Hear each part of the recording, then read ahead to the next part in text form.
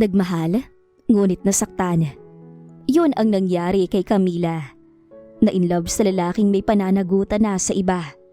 Pero dahil alam niyang maling mahalin ng lalaki, ay mas pinili niyang lumayo at ilihim kay Leonard De Castro ang kanyang ipinagbubuntis. Ngunit sa di inaasahang pagkakataon pagkatapos ng ilang taong pagtatago ng kanyang sekreto, ay mabubunyag din pala ng muling mag-cruise ang kanilang landas ng lalaking pinagtaguan niya. Ito na kaya ang hinihintay ng kanyang triplets na pagkakataon upang makilala ang kanilang ama? Pasado 9:00 ng gabi paglabas ng pinapasukan ni Camila ay halos wala nang masakyan, kaya nilakad niya na lang ang madilim na kalsada. Ang planong magpapara na lang ng tricycle kung madaanan siya. Habang naglalakad ay may naamoy siyang usok ng sigarilyo. Lumingon siya at doon niya nakita si Marvin na nasa kanyang likuran at nakasunod sa kanya. Si Marvin ang kanyang 3 buwang manliligaw. Hindi niya ito pinapansin dahil abala siya sa trabaho. Mas priority niya ang kumita upang makaipon ng pera.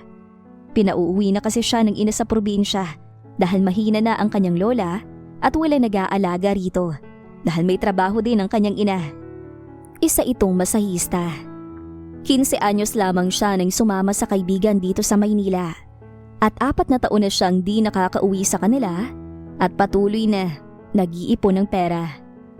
Noong una, katulong ang pinasukan niyang trabaho pero dahil manyak ang among matanda ay tumakas si Camila. Hindi na nga niya kinuha ang kanyang huling sahod. Bastang mahalaga, makaalis siya. Naghanap ng ibang amo at sinuwerte naman siya. Sobrang bait ng ginang at wala siyang ginawa kundi ang bantayan ito. 2 taon ay kinuha ang matandang amo ng anak galing ibang bansa at dinala pagbalik. Kaya naman naghanap siya ng ibang trabaho at napadpad siya sa kantin na pinapasukan ngayon at mag-iisang taon na siya rito. Nangungupahan siya sa maliit na silid na malapit sa pinapasukang kantin. Kaya nga minsan, nilalakad na lang yon. Kaso kapag ganitong gabi na natatakot siyang maglakad dahil maraming adik dito. Marami nang napabalitang nawawala at natatagpo ang patay matapos pagsamantalahan. Marvin, anong ginagawa mo dito? Nahuli niya ang sariling boses na nangangatog nang makilala ang lalaking iniiwasan na nakasunod sa kanya. Panay ito hitit ng sigarilyo at mabilis ang hakbang na nilapitan siya matapos itapon ng upos. Ikaw naman, para ka nakakita ng multo. Ako lang to, ang gwapo mong manliligaw. Sabay ngisi, dinakma agad nito ang kanyang braso. Totoong kinakabahan siya sa lalaki, kaya napasigaw agad sa takot. Ewan ba niya sa loob ng 3 buwan, wala talaga siyang amor sa lalaking ito. Na sa kanyang pakiramdam, meron itong gagawing di mabuti tuwing lalapit. Pabihira naman Camille, mukha lang akong kriminal pero di kita papatayin. Halika nga dito. Kinaladkad siya nito sa may talahiban na lalo niya namang ikinatakot. Nagpumiglas siya sa isipang baka pagsamantalahan ito. Saan mo ko dadalhin? Hindi ako sasama sa'yo. Bitiwan mo ko! At nagsisisigaw na si Camila sa takot habang nagpupumiglas sa mahigpit na pagkakahawak ni Marvin sa kanya. Nilingon siya nitong iritable. Nalilisik ang mga mata. Total takot ka naman sa akin. Yung feeling mo, gagawan kita ng masama. Kaya eto na yun. Tumawa pa ito na tila isang demonyo. Bago siya makaladkad ng tuluyan sa malalagong damo, ay may sasakyang humagibis papalapit sa kanila. Nakakasilaw na liwanag mula sa headlight ng kotse ang bumulaga sa paningin niya, kaya napatakip siya ng mata habang pilit binabawi ang kamay sa mahigpit na pagkakahawak ni Marvin. Saklolo! Tulungan niyo ako! Sinamantala niya na ring humingi ng tulong at nagkaroon siya ng pag-asa, lalo at huminto ang sasakyan sa tapat nila. Tinakpan naman ni Marvin ang bibig niya at halos buhati na siya patungong dilim. Wag! Ayoko! Sigaw niya. Noon, lumabas ang lula ng sasakyan na madilim ang anyo na nakatingin kay Marvin. Nagbabaga ang mga mata nito at may kinuha sa loob ng sasakyan. Kinasa at itinuto kay Marvin. Let her go or else I will kill you. Malamig at buo ang baritono nitong boses. Boss, huwag kang magbiro. Huwag mong itutok sa akin yan. Away magkasintahan lang to, boss. Girlfriend kong babaeng to. Sa totoo lang, ihahatid ko na po siya pa uwi. Nahintatakutang sabi ni Marvin na nanginginig ang boses nito at lumuwang ang pagkakahawak sa kanya. Nang tuluyang lumaya ang braso sa mahigpit na hawak ni Marvin, ay wala sa sariling napatakbo sa lalaking may baril. Tila ba nakatagpo siya ng kakampi sa katauhan nito at sa kanyang pakiramdam ay mas safe siya rito kesa kay Marvin. Sir, huwag ka pong maniniwala. Hindi ko po siya boyfriend. May masama siyang balak sa akin. Gusto niya po akong pagsamantalahan. Takot siyang humawak sa braso ng lalaki. Ang lalaking yon ay si Leonard na naligaw lamang sa lugar na yon dahil umiiwas sa traffic. Hindi niya inaasahang mahahagip ng kanyang paningin ang babaeng binabastos ng isang lalaki. Kaya ganoon na lang ang matinding galit na naramdaman sa bastos na lalaki at awa naman para sa babaeng ito. Dama pa ni Leonard sa mainit na palad ng dalaga ang panginginig nito sa takot ng humawak sa kanya. Mabilis na iniharang ang katawan sa lalaking bigla na lang sumugod sa kanila upang sana'y suntukin siya. Ngunit naihampas niya sa mukha nito ang dulo ng baril bago pa siya matamaan ng suntok. Napasigaw bigla si Camila nang sumugod si Marvin sa lalaking may baril. Pero sa malas, bumulagta ito sa semento at nawala na ng malay. Saka palang unti-unting kumalma ang takot na naramdaman ni Camila. Tumawag ng pulis ang lalaki at di nagtagal ay may dumating na patrol. Sinamahan pa siya nito sa presinto upang magsampa ng reklamo. Hindi siya iniwan ng lalaki hanggang hindi na sigurong makukulong ang lalaking bastos. Anak, ano nangyayari sa'yo? Nag-aalalang ina ni Marvin ang dumating. Pagkakita sa kanya ng babae ay nanggalit ang anyo nito. Ikaw? Ikaw ang nagpakulong sa anak ko? Walang hiya kang babae ka? Nang akmang susugurin siya ng babae, ay iniharang ng lalaking tagapagligtas ang malaking braso at tinapunan ng nagbabagang tingin ang ginang kaya natigilan ito. Wala mang nanulas na kahit anong kataga mula sa lalaki pero makikita sa mukha ng babae na natakot ito. Pagkuway binalingan ng anak at nagtatalak, sinabayan ng iyak ang bawat hampas sa braso ni Marvin. Bakit anak? Anong nangyari? At pinakulong ka ng babaeng ito? Anong gagawin natin ngayon? Wala tayong pera. Sinabi ko naman sa'yo, di ba? Layuan mo ng babaeng yan. Malas siya. Mabigat ang bawat kataga nito. Naroon ang galit at problemadong tono. Ipanaliwanag ng isang pulis sa ginang ang nangyari at sinabing si Mr. De Castro ang tumawag dahil sa pambabastos ng anak nitong binata. Pero hindi naman umamin si Marvin. Sinabing wala itong masamang ginawa kay Camila. Pinayuhan na lamang ng pulis na makipag-areglo sa kanya kung ayaw na makulong ang anak. Kaya heto, nakaluhod na nagdadrama ang ginang na kanina lang ay galit na galit sa kanya. Nakipag-areglo na lamang si Camila sa ina ni Marvin. Nangakong di nalalapit sa kanya at may pinirmahan itong dokumento na sa susunod na lapitan siya ay ikukulong na ito. Ni hindi siya nakipagkamay at hinayaan ng umalis ang mag-ina. Sir, salamat po naabala ko pa kayo. Ani Camila sa nahihiyang tono paglabas nila ng presinto. Malalim na ang gabi at hiyang-hiya si Camila sa nangyari. Naantala kasi niya ang lalaki. Nakakakaba ang titig nito. Pagkuway, hinubad ang suot na coat at isinuot ito sa kanya. Nagulat ang dalaga sa mabangong coat na isinuot ng lalaki. Siguro kasi napansin nitong yakap ang sarili dahil sa malamig na gabi. Ihahatid na kita. Pagkatapos ay tipid nitong sabi at tinalikuran siya at nagpatiuna sa kotse. Naku sir, wag na. May dumadaan namang taxi rito. Sinubukan niyang tumanggi pero nakabukas na ang pinto ng kotse nito para sa kanya.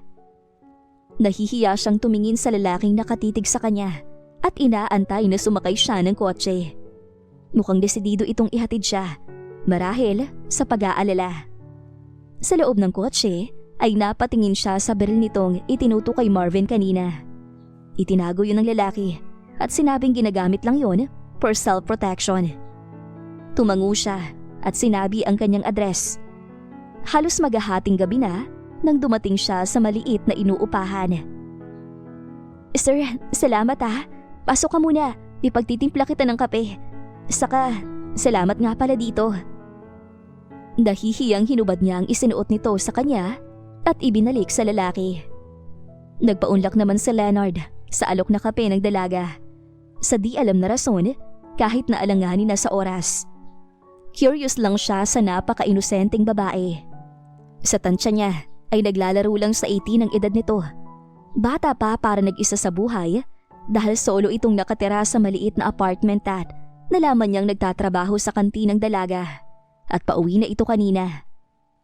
Habang nag-iintay sa tinitimpla nitong kape, ay sinuyod ni Leonard ng kanyang paningin ng kwarto. Bagaman maliit ay maayos naman at naka-organize ang iilang gamit. May kutsyon itong higaan na nakasandal sa pader. Walang kwarto, tanging kurtina lang ang nakapagitan sa kusina at sala kasama ng higaan nito. Wala ring upuan at maliit lang na mesa kaya nakasalampak siya sa sahig. Malinis naman at may floor mat. Nang maamoy ang aroma ng kape, ay tila nagising ang diwa niya. Napatingin siya sa dalagang may dalang tasa na ipinatong sa mesa. Nakangiti pa ito sa kanya. "Nasaan ang family mo? Bakit nag-iisa ka rito? Di ba delikado?" Nahimigan na Leonard ang pag-aalala sa kanyang boses. "Nasa probinsyang pamilya ko, sir. Ang hirap kasi ng buhay doon eh. Isa pa, hindi naman ako makapag-aral. Kaya lumuwas na lang ako ng Maynila upang magtrabaho." Paliwanag nito. Tumango siya at nagpakilala sa babae. Dahil kanina pa sila nag-uusap ay hindi pa alam ang pangalan ng dalaga. Nag-aalala pang ang iwan itong mag-isa sa bahay. Lalo at maganda ang dalaga at baka may masamang loob na pumasok sa bahay nito. Pero sinabi nito na mababait ang mga kapitbahay at maaasahan. Habang pauwi si Leonard, hindi mawala sa kanyang isipan ang mukha ni Camila. Hanggang sa heto, nasa ilalim siya ng shower ay ito pa rin ang kanyang iniisip. Tila yung glue na nakapagkit na sa kanyang isipan. Hindi rin siya dalawin ng antok dahil siguro sa kapang ininom niya. Habang nagpapatayo ng buhok ay kinuha niya ang laptop at nag-search ng mas safe na lugar para kay Camila. "Good morning!" Umaga, nasa office na si Leonard nang bumungad sa kanya si Yvette. Madaling araw na siya halos nakatulog at maaga din nagising.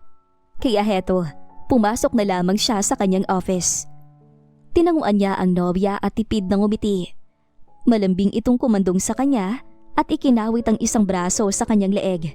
Nagkwento ito sa mga kaganapan sa buhay nito kahapon tungkol sa opening ng beauty product shop. Binati niya ang nobya at pilit pinasaya ang boses. Nag-aya itong kumain sa restaurant mamaya paglabas niya sa work at pinaunlakan niya ang kasintahan. Saka pa ito umalis sa kandungan niya at nagpaalam na matapos siyang kintala ng malalim na halik sa labi. Si Yvette ay 1 taon niya ng kasintahan, anak ni Mr. Arevalo, nakasosyo ng ama sa negosyo. Nagkakilala sila sa isang event dahil sa kanilang mga magulang na parehong nasa larangan ng negosyo. Namana din ni Yvette ang pagiging business-minded ng magulang, kaya bago pa man makagraduate ng college, alam na nito ang ipapatayong negosyo. At suportado naman niya ang kasintahan sa mga nais nito sa buhay. Busy siya at busy din ito. Sa ika-60th birthday ng kanyang ama, hiniling nitong magpakasal na silang dalawa ni Yvette. Kaya engaged na sila at 3 buwan ang hihintayin bago ang napipintong kasal. Pero ngayon, ramdam ni Leonard na may nagbago sa damdamin niya sa nobya at hindi niya matukoy kung bakit. "Kabila!" Boses ni Aling Sayong ang bumungad sa kanya paglabas ng pinto. Papasok na siya sa trabaho. Si Aling Sayong ang may-ari ng kwartong inuupahan niya. "Magandang umaga ho, Aling Sayong. Bakit po?" Tanong ng dalaga. Hindi pa naman niya kasi bayaran ng bahay dahil halos kababayad niya lang naman. "Parating kasi ang pamangkin ko. Ipapagamit ko sana ang kwarto mo. Pasensya ka na ha. Pero maghanap ka na lang ng ibang mauupahan. Huwag kang mag-alala, may 1 linggo pa naman bago siya umuwi. Makakahanap ka pa ng iba." Nahihiyang wika nito. Nalungkot si Camila sa narinig. Mas gusto niya kasi sa kwartong ito. Bukod sa malapit lang, ay mas mura kaysa sa ibang kwarto. Pero wala naman siyang magagawa. Mabait naman si Aling Sayong at maayos siyang kinausap. Sige po Aling Sayong, maghahanap agad ako ng malilipatan. Tugon niya na lang sa malungkot na boses. Nagpasalamat ito sa kanya at umalis na. Siya naman ay naiwang namumroblema. Saan siya hahanap ng kwartong matutuluyan ngayon? Baka makiusap na muna siya sa may-ari ng kantina na magstay in hanggang sa makahanap siya ng mauupahang iba.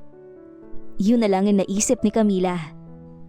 Saka pa siya pumasok sa kanyang trabaho. Mamaya, kakausapin niya ang kanyang amo. Pero kinagabihan paglabas ni Camila, nagulat siya nang madatnan si Leonard sa labas ng kantin at nag-aantay sa kanya. Natigilan siya at parang nahipnotismo ang napatingin sa lalaki. Ang lakas bigla ng kabog ng kanyang dibdib.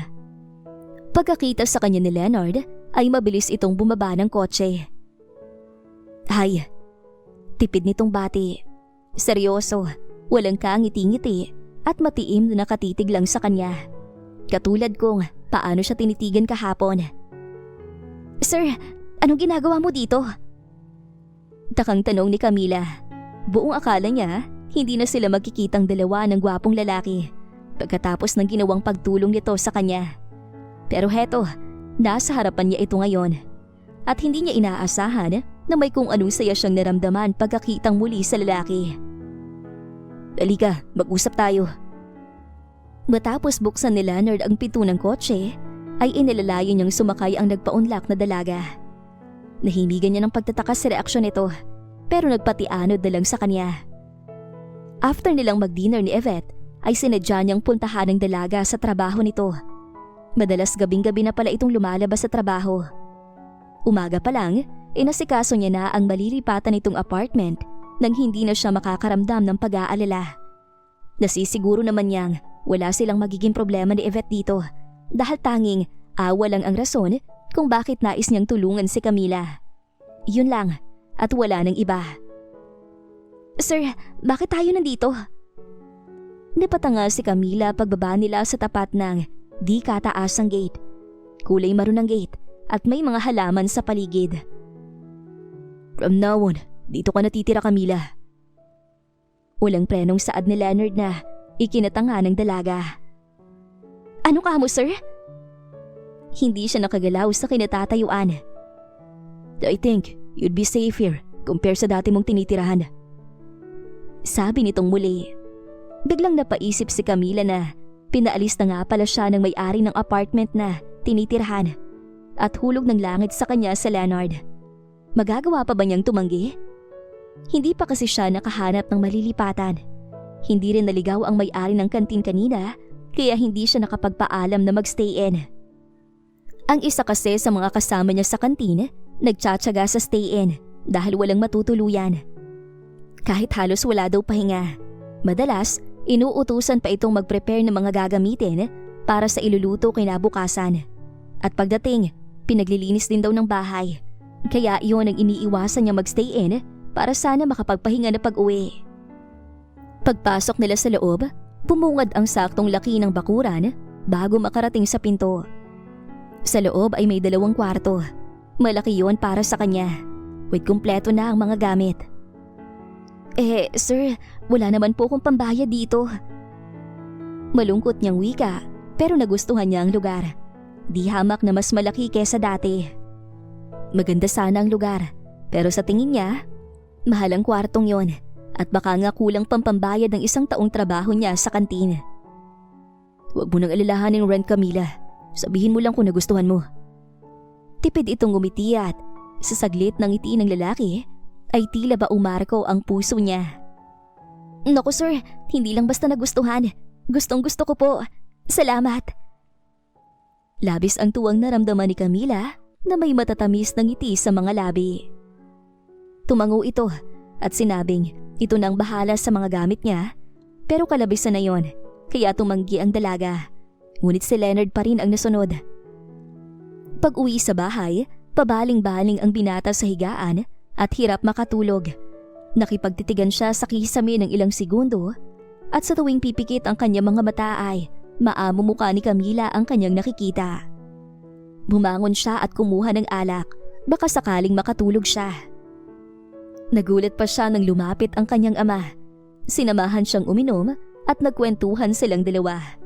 Saglit ay nakalimutan niya si Camila. Pero kinabukasan, katulad ng dati, pagkatapos ng pagkikita nila ni Yvette, ay natagpuan niya na naman ang sarili sa tapat ng kantin na pinapasukan ni Camila at tinatanaw ang dalaga sa loob. Abala ito sa mga customer. Sumandal siya sa headboard ng sasakyan at pinanood ang bawat kilos ng babae. Aliw na aliw siya na halos di kumurap. Kalaunan ay may natanaw siyang kausap nitong lalaki. Masayang dalawa at nagtatawanan pa. Tila nag-iba ang mood niya. Lalaki siya at alam niya ang ibig sabihin ng titig na iyon ng lalaki kay Camila at hindi siya natutuwa. Sa lahat ng customer, tanging ang lalaking yun lang ang pinakitaan ng maayos ni Camila. Nagpapakyut pa ang dalaga. Or talagang cute lang ito. Nawala ang magandang mood niya kanina at pinili niya na lang umalis. Ang lalaking yon ay anak ng amo ni Camila, si Kian. May asawa at anak na. Inanyayahan ng lalaki si Camila na magtungo sa birthday ng anak nito. Pero tumanggi ang dalaga dahil sa trabaho niya. Pero nagbiro si Kian na ipapasara ang kantin ng ina kaya natawa si Camila. Saktong pag-alis ni Leonard ay nagpaalam na rin si Kian at naghihintay ang asawa sa kotse. Hindi na ito bumaba dahil nagbigay lang naman sa kanila si Kian ng invitation card. Nagdala na rin ito ng ilang putahe ng ulam. Salamat Sir Kian. May ngiting kumuhay si Camila sa mabait na anak ng amo. Psst! Day, punta ka sa birthday ni Baby Kenken? Tanong ng katrabahong si Marie. Imbitado din kasi ito. Di ko nga alam pag-iisipan ko. Baka kasi di tayo payagan ni Mang Paulina. Tukoy niya sa among babae. Bumuntong hininga ito. Unsa ka hatong giimbitatang duwa? Basig mag-serve lang ta sa mga bisita. Uwi ka dito sa sariling lingwahe. Sa tagal ng pagsasama nila ni Marie, ay nakasanayan niya nang marinig ang Bisayang salita nito. Nasabi pa ng katrabaho, baka kaya sila inimbitahan ni Sir Kian para mag-serve sa mga bisita. Okay lang yun, para naman kay Baby Kenken. Ngiti niya dahil nakukyutan siya sa anak ng mag-asawang Kian at Veronica. Kaya nakapagpa siya silang dalawang pumunta at kasama na rin ang nakapwesto sa cashier at mga cook sa kantin. Bali 6 silang pupunta bukas. Kaya paglabas, naisipan nilang tumuloy sa Tiangge upang bumili ng maisusuot kinabukasan. Nakakita siya ng simpleng bestida na bumagay sa makinis niyang balat. Nagkatuwaan pa silang magsukat ni Marie at ng iba pang kasama. Kaya heto, 10:00 na siyang nakauwi at nagtatakang napatingin sa loob dahil bukas ang ilaw sa bahay. Nang makita ang kotse ni Sir Leonard, ay kumabog ang kanyang dibdib. Hindi niya inaasahang madadatnan ito sa bahay. Sir Leonard, magandang gabi po. Bati niya nang makitang nakaupo ito sa sofa pagpasok niya pa lang. Wari ba, kanina pa ito naghihintay sa kanya. Marahang lumapit ang lalaking hindi umimik at mariing nakatitig sa kanya. Kasabay ng hakbang nito ay ang kalabog ng dibdib niya. Seryosong seryoso ang lalaki at hindi niya alam kung anong laman ng utak nito. Nang tuluyang makalapit sa kanya ay umangat ang lalaki at marahang hinaplos nito ang kanyang pisngi at inilapit ng bahagya ang mukha nito. Napalunok siya at napaatras pero nasukol siya ng pinto. Sir Leonard! Halos magkandabuhol ang kanilang hininga nang sailin siya nito bigla ng madiing halik sa labi. Hindi alam ni Leonard kung tama pa ba ang nararamdaman niya para kay Camila. Pero nagselos siya sa nakita kanina. At ang nais niyang mangyari ngayon ay maangkin ng babae na tila pagmamay-ari niya. Nahihibang na siya dahil ikakasal na siya kay Yvette. Subalit, ramdam niyang kailangan niya si Camila sa mga sandaling yon. Lalo lamang sumidhi ang pagnanais na maangkin nito nang matikman ang labi ng babae. Nakakabaliw Hindi niya kayang kontrolin ang sariling damdamin. "Camila, I love you." Sabi nito habang hinahagka ng babae. Sa una, naroon ang hesitation kay Camila. Pero nang marinig ang katagang mahal siya ni Leonard, ay naging panatag ang damdamin niya. Mahirap ipaliwanag ang kanyang nararamdaman sa mga sandaling yon. Ang tamis ng halik ng lalaki, nahirapan siyang pigilan ito. At ang katotohanang mahal niya din ata si Leonard, kaya isinuko niya na ang bataan. Para sa kanya, si Leonard na ang nagmamay-ari ng puso niya. At si Leonard na ang lalaking gusto niyang makasama habang buhay. "I'm sorry." Matapos ang namagitan sa kanilang dalawa, ay pinahid ni Leonard ang masaganang luha sa pisngi ng babae. Mas lalo pa yata niyang minahal ang babae dahil nakuha niya itong malinis. Siya ang kauna-unahang lalaking dumaan sa buhay nito. Masuyo niyang hinagkan muli ang labi nito at niyakap. "Sir Leonard." Anis ni Camila. "Anong Sir Leonard?" Bahagyang natawa ang lalaki. "I am your boyfriend right now, kaya cupcake ang itatawag mo sa akin." Kunwari ay suplado ang boses nito. "Ang corny naman, pwedeng may loves na lang." Humirit si Camila. Nagtawanan ang dalawa bago seryosong tinitigan ni Leonard ang kasintahan. Iisa ang gusto niyang mangyari ngayon. Hihiwalayin niya na si Yvette. Ipaliliwanag niya ang nangyari. At alam niyang mauunawaan siya nito. Pero hindi naman niya mamadaliin ang lahat. Kailangan siyang makahanap ng magandang tiyempo. Ang mahalaga sa kanya ngayon, pagmamay-ari niya na si Camila. At wala nang ibang pwedeng lumapit pa sa babae.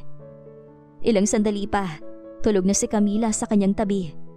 Mahina niyang kinintalan ang labi nito at binalot ng kumot ang katawan. At ipinikit na rin ang kanyang mga mata. Dito siya matutulog ngayong gabi kasama ni Camila. Pagising kinabukasan, wala na ang babae sa kanyang tabi. Napabalikwas siya ng bangon at nakadama ng takot na baka wala na si Camila. Pero kasalukuyan pala itong nagluluto ng almusal sa kusina. Kaya nakahinga siya ng maluwag. Nakaligo na rin ito. Puyat siya sa nagdaang gabi, kaya nakatulog siya ng maayos. At heto, tanghali na siya nagising. Naaaliw niyang pinagmasdan ng nobya at walang ingay ni lumapit. Pero malakas pala ang pakiramdam nito. Nalingunan siya at pagkakita ay matamis na ngumiti. "Good morning." Bati niya agad. "My loves, hindi ka ba hinahanap sa inyo?" Takang tanong nito. Nakyutan siya sa pagtawag nitong my love sa kanya. Malambing siyang lumapit sa nobya at yumakap dito. "Hindi na ako bata para hanapin pa sa amin." "Kung ganon, dito ka rin mamaya uuwi?" Masayang tanong ni Camila. Nagningning agad ang mga mata. Nag-isip si Leonard. Gusto niya rin naman yon. Kaso aayusin na muna niya ang pakikipaghiwalay kay Yvette. Ayaw naman niyang mamangka sa dalawang ilog. Saka, hindi rin siguro siya mai-inlove kay Camila kung mahal pa niya si Yvette. Iisa lang ang puso niya. "I'm not sure. Bakit? Mamimiss mo ba ako pag di ako natulog dito mamayang gabi?" Tanong niya. "Mamimiss syempre, pero alam ko namang kailangan mo rin umuwi sa pamilya mo." "Teka, maghahain na ako para makapag-almusal na tayo. Saka nga pala my loves, mag-a-attend ako ng birthday mamaya ha. Baka late na rin akong umuwi." Pagpapaalam ni Camila. "Sasamahan na kita. Saka gusto kong makilala lahat ng mga kaibigan mo. Okay ba yun?" Tumulong na rin si Leonard maghain para sabay na silang kumain at pumasok. Ihahatid niya na rin ito sa trabaho. "Sige, kaya lang hindi ka ba maabala? Di ba may trabaho ka? Alam ko na yung mga mayayaman. Mas busy pa sa aming mahihirap. Kung kami nagtatrabaho ng 12 hours, kayo naman 24 hours. Ani Camila na nakangiti. Natawa lang si Leonard dahil madalas kapag busy, mahaba talaga ang oras ng trabaho niya. Matapos nilang kumain, kumuha siya ng isusuot sa kotse at naligo na. Habang si Camila nagligpit sa kusina. Bago umalis, gusto niyang malinis ang bahay, lalo at gabi na siya madalas nakakauwi at gusto na lamang magpahinga. "I call you. Ingat sa work. I love you, Camila. Bago lumabas ng kotse ni Leonard, ay kinabig muna siya nito at matagal na hinigkan sa labi. Panay ang I love you ng lalaki, kaya naman hindi niya maiwasan ang kiligin habang papasok sa trabaho. Si Leonard naman ay mahahalata ang magandang mood pagpasok sa office. Kapansin-pansing, binabati nito lahat ng employee at nginingitian. Napansin mo yun? Ang bait ni sir ngayon. Bulo ng isang empleyada sa kasama. Ano ka ba? Mabait talaga si sir, bukod sa gwapo. Iba yung napansin ko sa kanya ngayon. Mukhang in love siya. Tawa naman ang kausap. Sira, matagal nang in love si sir kay Ma'am Yvette. Mahina itong hinampas ng kausap. Oo nga no, kaso parang may something. Baka in love sa iba. Nagtawanan ng dalawang marites at nag-appear. Kainip-inip para kay Leonard ang maghapon kahit na sobrang abala sa office. Pasado 5:00 ng hapon, tumawag si Yvette at nakiusap na samahan niyang mag-attend ng seminar. Gusto niya itong tanggihan dahil nasa birthday party na si Camila at hindi niya makausap ng maayos. Pero naisip ni Leonard na ito na ang tamang pagkakataon upang makipaghiwalay sa kasintahan dahil ayaw niya na itong pakasalan pa. Habang si Camila ay abala sa birthday party, ay nauunawaan kung bakit hindi nakarating ang nobyo. Habang nasa restaurant at kasalukuyang nagdi-dinner sa Yvette at Leonard, tinatansya niya kung sasabihin na ba sa nobya ang pakikipaghiwalay. Nakikita niya kasing nasa mood ito at masayang masaya. Habang siya, iniisip si Camila kung nakauwi na ba ito dahil nag-aalala siyang hindi masundo ang babae. Nag-message na siya sa babaeng hindi siya makakarating katulad ng pangako dahil busy. Kaso, di pa nasin ng nobya ang mensahe niya. Yvette, may importante akong sasabihin sa'yo. I hope maintindihan mo. Sa wakas, after nilang mag-dinner, ay binuksan niya na ang topic tungkol dito. Nanatili silang nakaupo sa loob ng restaurant. Sure. Nakangiti pa si Yvette, mga ngiting naglaho ng sabihing nais na makipaghiwalay. Natigilan itong nakatitig sa kanya at bahagyang namula ang mga mata. May nagawa ba akong mali sa relasyon natin? Tanong nitong bahagyang nabasag ang boses. No, wala Yvette. You're perfect girlfriend. The problem is... May iba ka ng mahal. Hindi siya nito pinatapos sa kanyang sasabihin na tanong. Dapabuntong hininga siya at 2 beses tumango bilang pag-amin. Alam niyang masasaktan si Yvette pero wala siyang magagawa. Hindi niya na ito mahal. Naging tapat lamang siya sa babae. Mas masasaktan ito kung patatagalin niya pa at matutuklasang may iba na siya. Kaya para kay Leonard, mas magandang ipagtapat niya ito kay Yvette kahit na masakit. Napatayo ang babae. Hindi totoo ang sinasabi mo, Leonard. Mahal na mahal kita. Ikakasal na tayo. Ngayon ka pa nakikipaghiwalay sa akin? Bakit? Bakit? Nagulat si Leonard nang sumigaw ito at kasabay na umiyak. Dahil dito, napatingin sa kanila ang mga taong kumakain sa loob ng restaurant. Mabilis niyang iginiya ang babae sa labas, pero nagwala ito habang sumisigaw. Umabot sila sa labasan nang sitahin ng gwardya. Sinong babaeng ipinalit mo sa akin, Leonard? Hindi ko matatanggap pagkatapos ng 1 taon natin. Mauuwi lang sa ganito? Hihiwalayin mo lang ako nagdahil sa ibang babae? Sino? Sabihin mo sa akin. Patuloy itong sumisigaw hanggang sa narating nila ang parking lot. Naaawa siya sa babae. Nayakap niya ito at hinagod ang likod. Hindi ganoon ang gusto niyang mangyari sa kanilang dalawa ni Yvette. Minahal niya rin ang babae. Ang nais niya ay maging okay pa rin sila.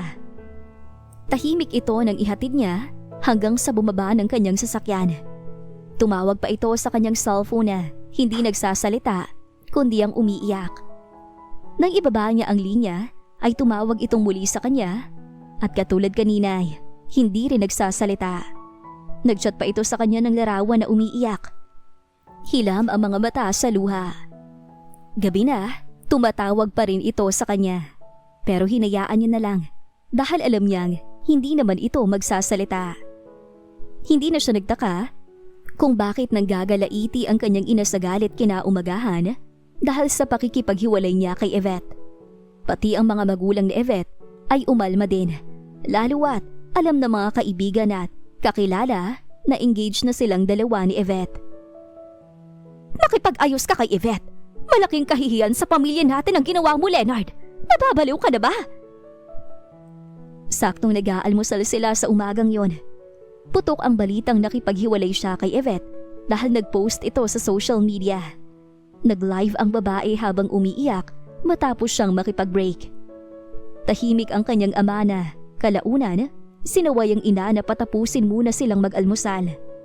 Hindi siya pinapasok sa office. Tinawagan ng magulang ni Yvette upang magkaharap-harap sila. Dad, desisyon ko makipaghiwalay. Sana irespeto niyo yun. Mahinang saad niya sa mga magulang. Malaki na siya. Hindi na saklaw ng mga ito ang desisyon ng damdamin niya. Siya ang pipili ng babaeng nais niyang makasama at hindi ang mga ito. Anak, bago ka magdesisyon, isaalang-alang mo rin sanang damdamin ni Yvette. Mahal ka niya. Umaasa siyang matutuloy ang kasal ninyo. Paliwanag ng kanyang ina na agad sinigundohan ng kanyang ama.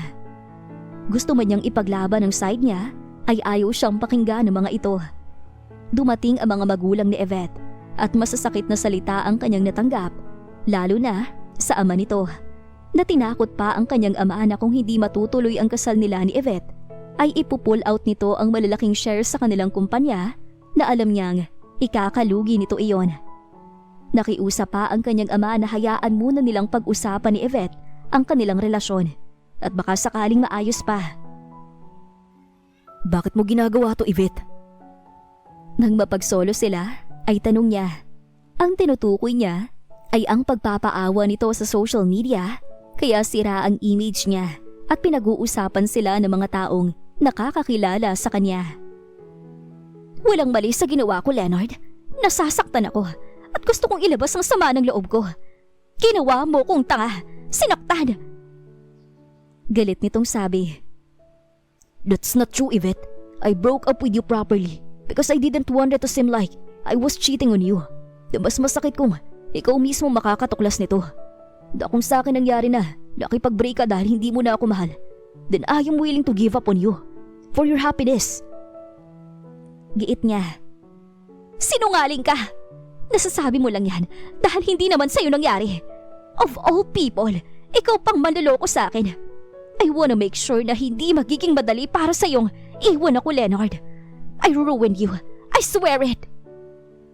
Gigil ito, bagaman may luha ang mga mata.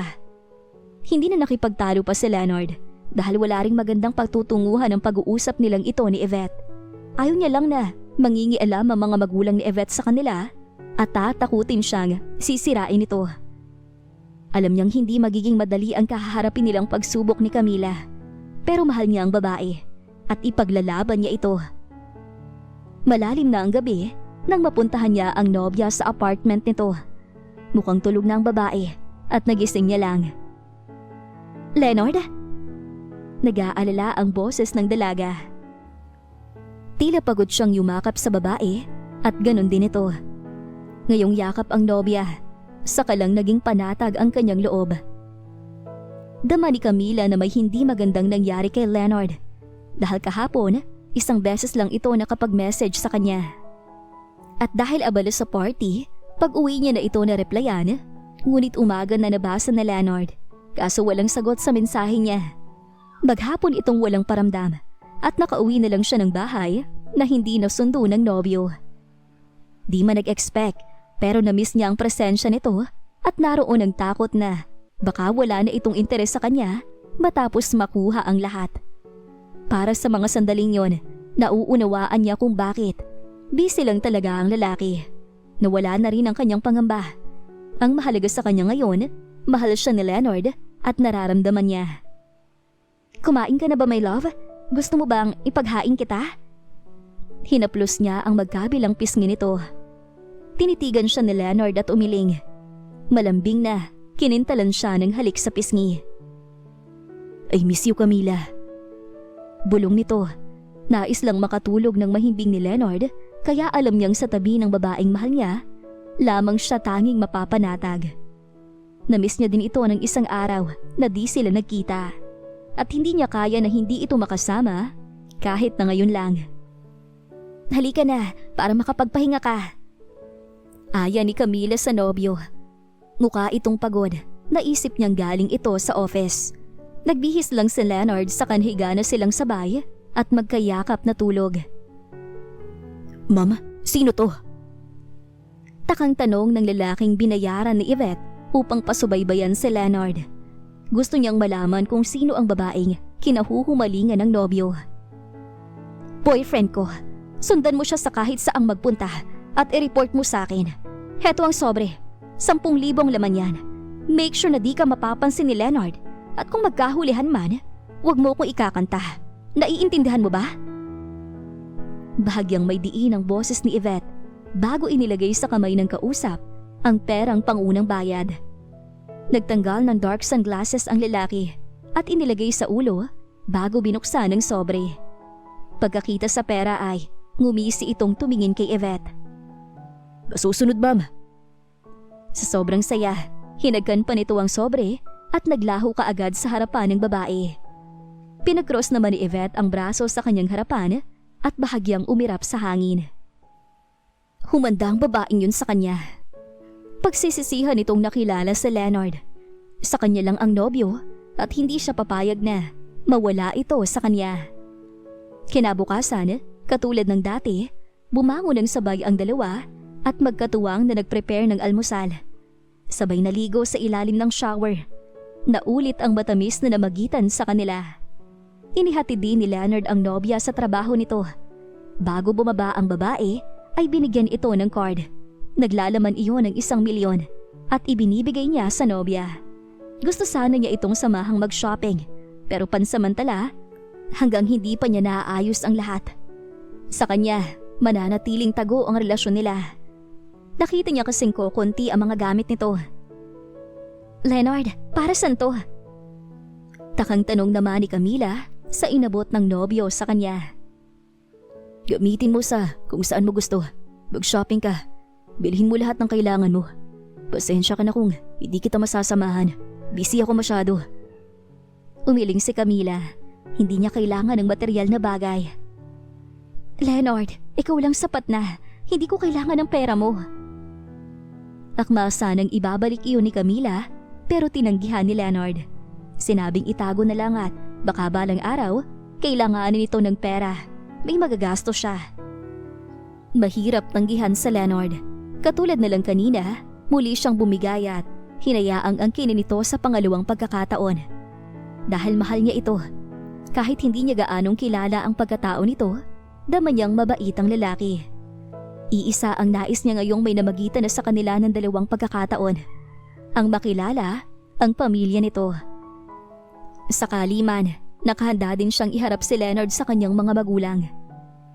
Sa ngayon, makukontento na muna siyang makasama ito araw-araw sa maiksing oras. Itinago niya na lang ang ibinigay nitong card na di alam kung magkano ang laman. Sa araw na yon, nagsimula ng sundan ng lalaking inutusan ni Yvette si Leonard. Hapon, pagkagaling sa office ni Leonard, dama niya ang pagod. Pero dahil nagchat ang nobya na 9:00 ito makakauwi, ay tumuloy na muna siya sa bahay. Saka pa humiwalay ang lalaking nakasunod kay Leonard nang masigurong wala naman itong kinatagpo. Sa loob ng bahay, nakita ni Leonard si Yvette na nagbe-bake ng cake. Iinom sana siya ng tubig, pero natigilan pagkakita sa babae at bumuntong hininga. Iho, mabuti naman at dumating ka na. Heto, nakatuwaan naming mag-bake ng cookies nitong girlfriend mo para sa'yo to. Masayang sabi ng kanyang ina. Masayang lumapit sa kanya si Yvette at may bit-bit na cookies. Tikman mo babe, alam kong magugustuhan mo to. Masayang sabi sa kanya at akmang isusubo, pero pinigilan niya ito sa kamay. Natigilan si Yvette na tumingin sa kanya. Nasaktan ito sa kanyang ginawa, pero mas masasaktan ng babae kapag binigyan niya ito ng kaunting pag-asa. Please Yvette, huwag mo nasaktan ang sarili mo. I don't love you anymore. Nakikiusap ang boses niya. Nagpapaunawa bago binitiwan ang pulsuhan nito at tumalikod. Bago yun nakita niya ang sakit na gumuhit sa mga mata nito. Okay lang yan, Iha. Huwag kang sumuko. Nararamdaman ko, mahal ka pa ng anak ko. Dinig niyang wika ng kanyang ina. Napailing na lang siya at tinungo ang kanyang silid. Pagpasok sa kwarto, narinig niyang nagring ang kanyang cellphone. Buong akala niya si Camila. Subalit ama yun ni Yvette at nakikipagkita sa kanya. Marahil makikiusap itong pakasalan niya ang anak na babae. Mabuti na ring makausap niya ito ng sarilinan dahil maninindigan siyang may mahal ng iba at hindi niya na mahal ang anak nito. Nagbihis lamang siya at umalis na. Sa meeting place nila ay naroon na ang lalaki. Seryoso ang muka at may nagbabadya sa mga mata.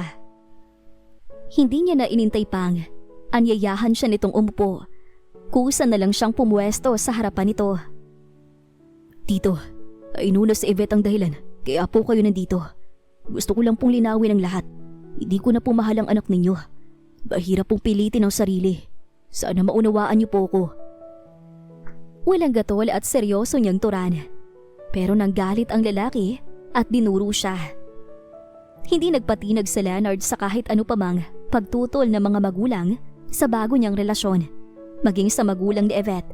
At heto, 1 buwan na sila ng kanyang kasintahang si Camila. Kanina lang ay magkasama silang nag-celebrate ng kanilang first monthsary. Sa ngayon, hindi pa muna niya maipapakita ito sa kanyang mga magulang. Dahil nabubulag pa rin sa nakaraan nila ni Yvette ang mga ito at umaasang magiging maayos ang lahat sa kanila. Gabi, napilitan siyang umuwi dahil tumawag ang kanyang ina na nagpahanda ito ng dinner. Naisa na niyang matulog katabi ang nobya pero ipagpapabukas niya na lang. Sa bahay, ay nadatnan niya sa harapan ng mesa si Yvette kasama ng kanyang mga magulang. Hi Leonard, dito ka umupo sa tabi ko. Nakangiti ang babae sa kanya.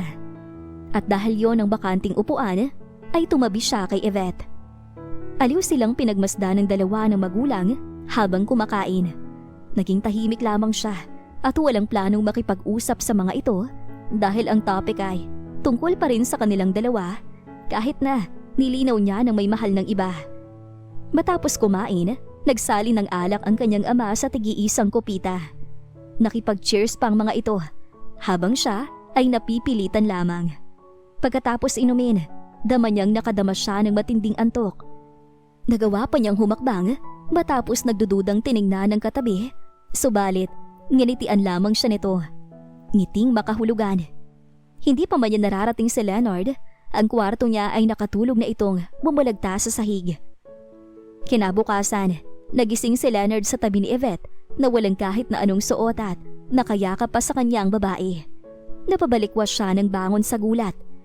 At tandaan niya ang nangyari kagabi. May inilagay na pampatulog sa alak na ininom niya. Nang bumangon, ay sa kanya napagtantong wala ding suot ang babae sa kanyang tabi. Nangingilala siyang tinakpa ng hubad nitong katawan at tinungo ang banyo. Problemado sa di alam na gagawin. Good morning! Matamis ang mga ngiti ni Yvette sa kanya paglabas niya ng banyo. Nakabihis na rin ito. Yvette, kung ano mang plano mo, hindi ka magtatagumpay. Galit niyang wika. Sinadya nitong makatulog siya. Well, let's see. Sabi nito at ngayon papasok na ang mga magulang nilang dalawa. Sigurado siyang alam na rin na mga ito ang nangyari sa kanilang dalawa dahil magdamag silang magkasama. Nagdadrama ang babaeng yumakap sa dad nito at sinabing ginalaw niya at nais nitong panagutan siya.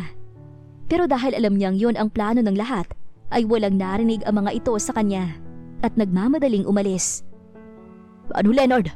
Tatakasan mo ang responsibilidad mo sa anak ko? Singhal ng ama ni Yvette habang palabas siya ng pinto. Galit na galit ito. Saglit siyang huminto para lingunin si Yvette na bahagyang nakangiti. Pero napalis nang magsalita siya. Pasensya na po, pero di ko ginustong nangyari kagabi. Hindi ko mahal ang anak ninyo, kaya sana tigilan niyo na to. Umiyak si Yvette sa kanyang sinami at nagtatakbo palabas ng kwarto. Ang kanyang ina ay tila kinapos ng hininga. Nag-aalala naman itong dinaluhong ng kanyang ama. Napapalibutan siya ng artista sa mga oras na yon dahil umiiyak din ang ina ni Yvette na hinahabol ang anak. Leonard, ano ka ba naman? Hindi kami papayag! Sa office at gulong-gulo ang utak niya. Sapo ang ulo, nakatango sa mesa at nag-iisip ng malalim. Hindi niya na natawagan pa si Camila sa umagang yon dahil sa nangyari. Hindi niya alam kung papaano tatalikuran ang mga kaganapan kagabi. Samantala, patungo si Camila sa umagang yon sa kanyang trabaho nang may isang mamahaling kotse ang huminto sa kanyang tapat. Natigilan siya at inantay ang pagbaba ng lulan mula sa kotse. Isang babaeng sopistikada ang bumaba at napakaganda nito na tila artista.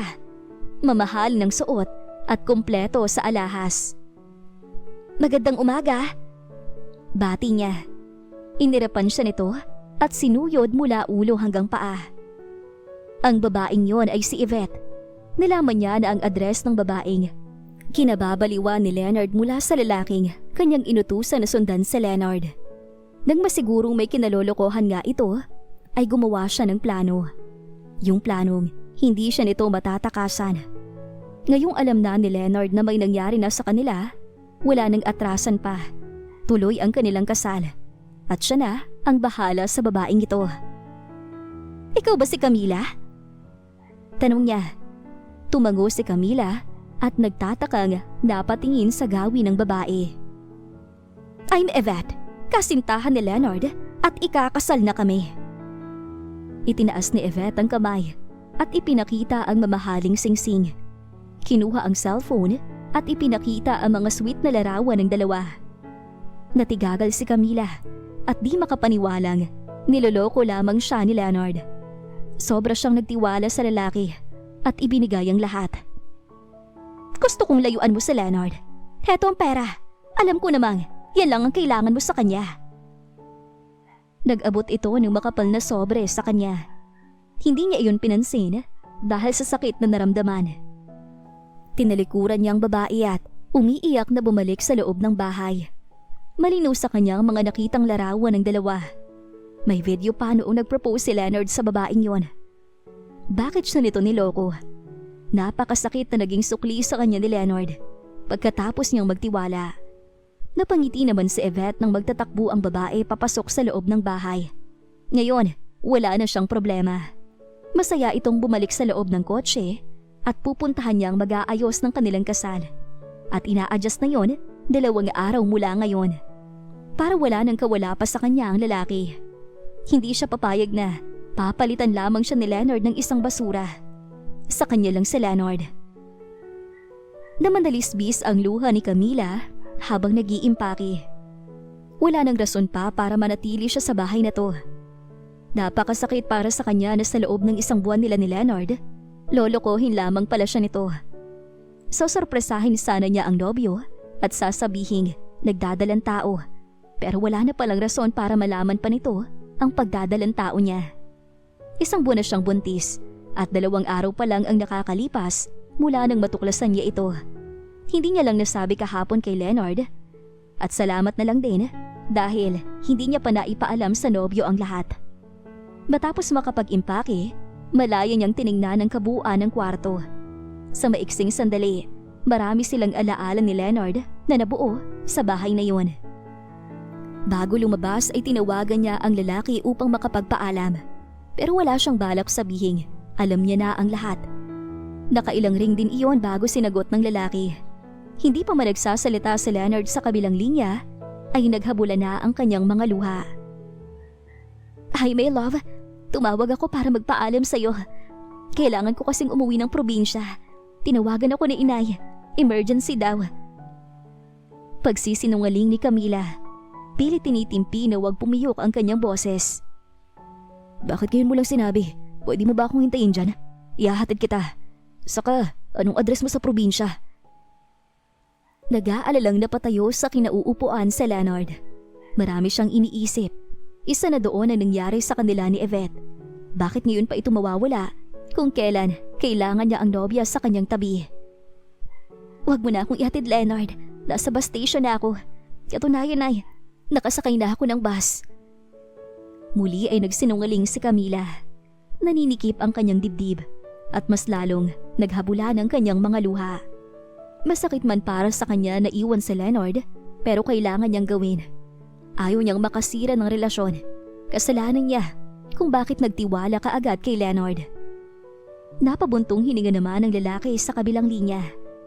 Ayaw niyang umalis si Camila, lalo na ngayon, pero hindi niya naman pwedeng pagbawalan ng babae kung para sa pamilya ang pag-alis nito. Kaya sinabing tawagan siya pagdating doon at ipadala sa kanyang address sakali mang hindi makabalik ang nobya kaagad ay alam niya kung saan ito pupuntahan. Matapos makausap ni Camila ang nobyo, saka siya umalis at pinalitan ng numero ang kanyang cellphone upang hindi na siya matawagan pa ni Leonard. Dahil ang totoo, hindi naman talaga siya uuwi sa kanila, kundi kalilimutan na ang lalaki. Ayaw niyang biguin ang kanyang pamilya. Alam niyang masasaktan ng mga ito kapag umuwi siyang luhaan at nagdadalang tao. Naghanap siya ng bahay at nag-resign sa kanyang trabaho dahil baka bumalik ang lalaki doon. Hindi siya pwedeng magtambay dahil buntis siya at hindi na makakapagtrabaho kapag lumaki na ang kanyang tiyan. Dala ang kanyang kaunting gamit, naghanap siya ng matutuluyan. Di naman siya nabigo. Katulad ng dating inuupahan, maliit lang na kwarto at sakto lang para sa isang tao. Maayos naman, mainit lang. Pero katulad niyang walang ibang mapupuntahan, ay kailangan niyang magtiyaga. Hapon, paglabas sa kanyang opisina, nadatnan niya na naman sa bahay si Yvette. Kausap ang kanyang mga magulang. Pagkakita sa kanya ng ina, ay nagbago ang reaksyon nito. Wala ka nang dapat pang alalahanin sa babae mo, Leonard. Kinausap na ni Yvette na, layuan ka.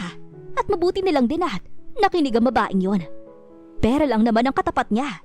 Sa halagang 1 milyon, iniwan ka na niya.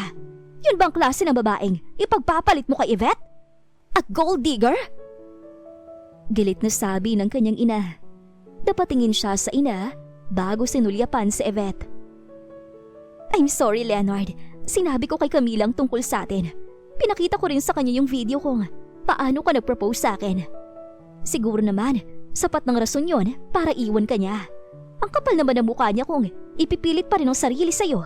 Kahit na may girlfriend ka na. Kasalanan niya dahil di ka niya kinilala muna. Sad for her. Tila hindi pa niya rin alam ang tungkol sa atin. Bahagyang nakangisi si Yvette. Mabilis niyang tinalikuran ng dalawa matapos marinig ang sinabi ng mga ito. Bigla siyang nag-alala para sa nobya. Habang mabilis na pinatatakbo ang sasakyan patungo sa inuupahang bahay, ay kinokontak niya ang babae. Subalit hindi na ito makontak. Imposibleng magkausap lang sila kanina. Paanong nangyaring hindi niya na makontak pa si Camila? Baka nga totoong sinabi ni Yvette. Hindi pwedeng mangyari to.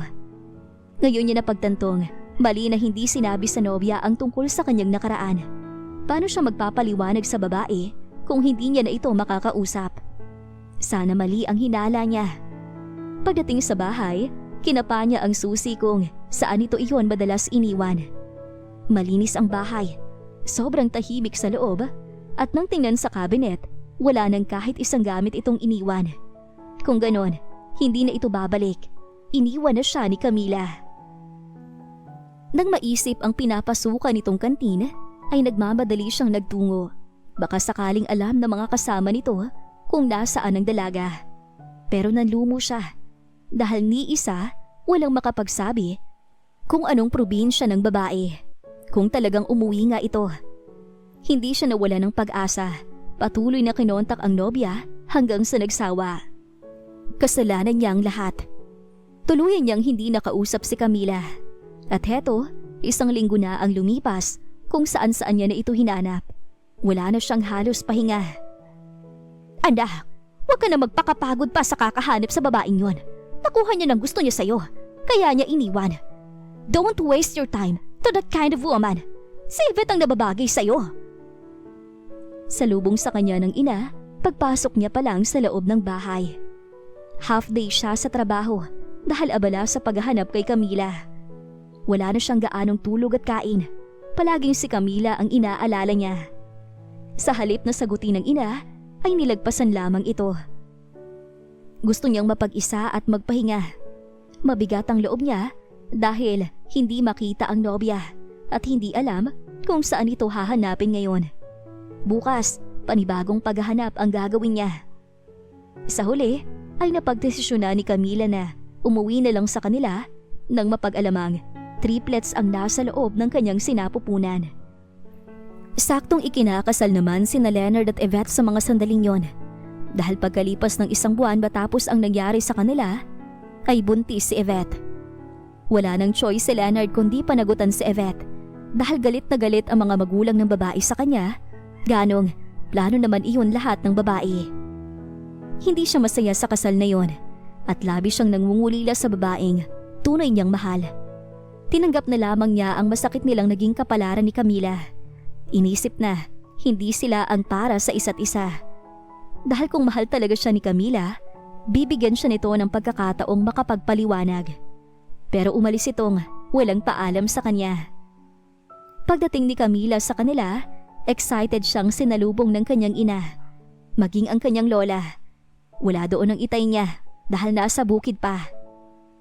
Salamat naman anak at umuwi ka na. Matagal na kitang pinauuwi. At itong lola mo, wala nang magbabantay kapag umaalis ako. Niyakap siya nito at iginiya sa loob. Nahalata kaagad ng kanyang ina ang lungkot sa kanyang mga mata. At ang tiyan, nakakaiba ang laki. Inay, patawarin niyo ho ako. Hindi ko sinasadya. Hindi pa man ay umiiyak na si Camila sa harap ng ina. Nabibilang kasi siya sa umuuwing bigo sa kanila. Naiiyak din ang kanyang ina. Okay lang yan. Kung hindi ka pinanagutan, blessing sa atin yan. Huwag ka nang umiyak at baka makasama sa dinadala mo. Sabi ng kanyang ina na umiyak rin dahil naaawa sa kanyang kalagayan. Apo, ganun talaga ang kapalaran. Tanggapin na lang natin. Nakakaunawang sabi ng lola niya dahil dinig nito ang pinag-uusapan nilang dalawa ng kanyang ina. Lalo siyang napaiyak at yumakap dito. Nang malaman ng kanyang ama ang nangyari, ay nagalit ito. Yung tipo ng galit na concern sa kanyang kalagayan. Nauunawaan naman niyang naging marupok siya. Bumigay agad at nagtiwala sa matatamis na salita ni Leonard. Kaya sa huli, siya ang kawawa. Habang si Yvette ay nagdidiwang dahil napaniwala niya si Leonard na buntis siya at nagtagumpay siyang maikasal silang dalawa. Sa sobrang pagmamahal niya sa lalaki, lahat kaya niyang gawin.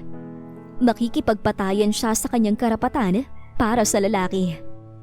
Matapos ang kasal, excited pa siyang nag-iimpake para sa kanilang honeymoon ni Leonard. Pero ang lalaki, nadatnan niya sa kwartong lasing na lasing at tulog. Leonard, sweetheart! Hinaplos niya ang pisngi nito at kinintala ng halik sa labi. Umungol ang lalaki maya-maya, bumulong. Camila, mahal na mahal kita. Wika nito. Napatayo siya sa pagkakaupo sa kama. Hindi inaasahang maririnig ang pangalan ng babae mula sa labi pa ni Leonard. Hindi niya malaman kung maiinsulto o masasaktan, lalo na at paulit-ulit itong binanggit ang pangalan ng babaeng yon. Sige Leonard, alam ko namang makakalimutan mo rin ang babaeng yon balang araw at maibabalik sa akin ang pagmamahal mo. Sa huli, ako pa rin ang magwawagi.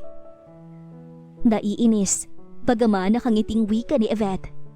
Kinabukasan, nagpaluto si Yvette ng almusal para sa kanyang asawa. Nakita niyang naligo si Leonard at naghanda na rin siya ng maisusuot para paglabas nito ay ikatutuwa ng asawa na pinagsisilbihan niya ito. Paglabas ni Leonard ay nakita niya ang damit na inihanda ni Yvette para sa kanya. Pero sa halip na yun ng isuot ay kumuha siya ng bago sa drawer. Paglabas niya ng kwarto ay nakangiti itong sinalubong siya, ngunit napalis ang mga ngiting iyon nang makita ang kanyang suot. Nilagpasan niya ito at tumuloy sa main door pero hinabol siya ng babae. Leonard, nagpahanda ako sa maid ng breakfast mo. Pwede mo ba akong sabayan kumain? Humarang sa dinadaanan niya si Yvette na umiiyak. Yvette, tama na. Nakuha mo ng kasal na gusto mo. Tigilan mo na to. Huwag mo nang pahirapan ang sarili mo. Hindi na kita mahal, okay? Matapat niyang sabi at tumalikod. Pero umakting itong masakit ang tiyan, kaya nag-aalalang tinaluhong ni Leonard. Mabilis na binuhat ang babae at dinala sa silid. Leonard, anong gagawin mo? Tanong nito. Sinulyapan niya ito pero hindi pinansin. Tumawag siya ng doktor. Pero nang marinig iyon ni Yvette, ay mabilis na inagaw ang kanyang cellphone. Natakot si Yvette, lalo at hindi naman talaga siya totoong buntis. Anong problema? Nagugulumihan ang tanong ni Leonard. Hindi mo na kailangan tumawag ng Dr. Leonard. Dito ka lang sa tabi ko. Magiging maayos na ako, okay? Naglalambing na hinila ni Yvette sa Leonard sa ibabaw ng kama. Nag-aakit ang mga mata nitong tumingin sa lalaki. Nang akmang hahalikan ito ni Yvette, ay mabilis na umiwas si Leonard. Anong ginagawa mo? Di sinasadya ay naitulak pa ito ng lalaki, kaya napaupo si Yvette sa kama. Mag-asawa na tayo, Leonard, pero bakit yung Camila pa rin ang mahal mo? Bakit hindi mo bigyan ng pansin ang nararamdaman ko? Dapat nga honeymoon natin ngayon, pero anong nangyayari? Masama ang loob ni Yvette. Sa inaasal ngayon ni Yvette, halatang hindi sumakit ang tiyan nito. Sorry, Yvette. Gusto ko lang maging malinaw sa iyong lahat. Pinakasalan kita dahil sa batang dinadala mo. Sana maintindihan mong hindi na kita mahal. Si Camila ang mahal ko. Tama na, pwede ba?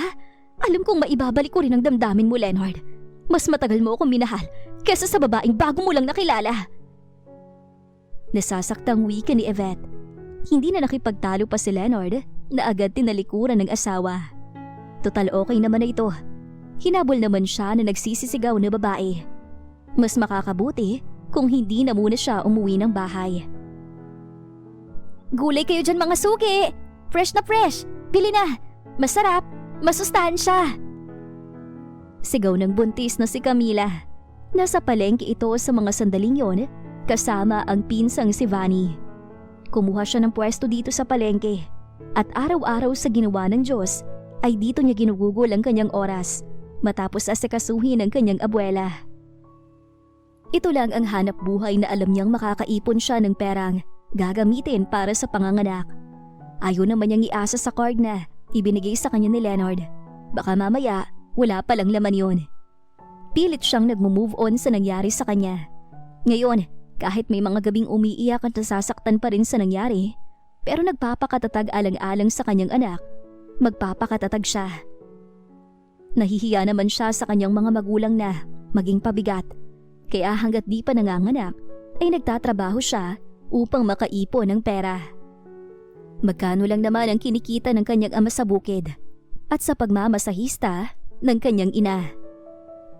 Ganda! Pabili nga ako ng talong at pipino para sa ensalada.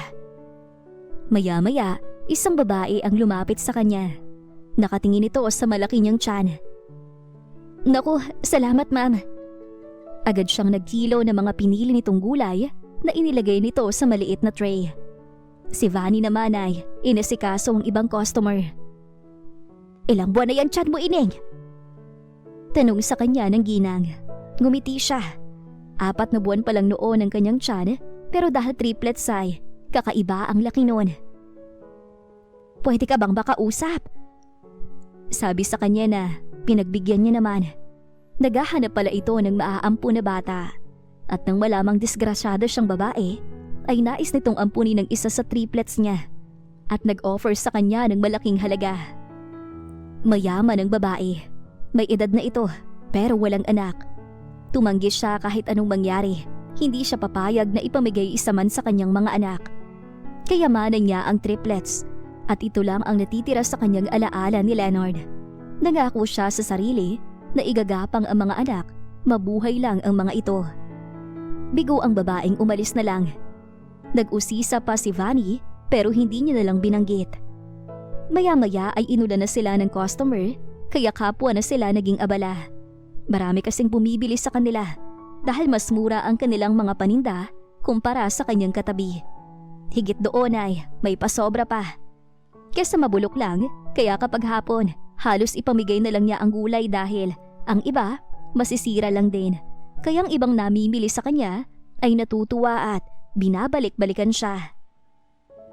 Ate, huwag ka sanang magagalit ah. Nasaan ba kasi ang ama ng ipinagbubuntis mo?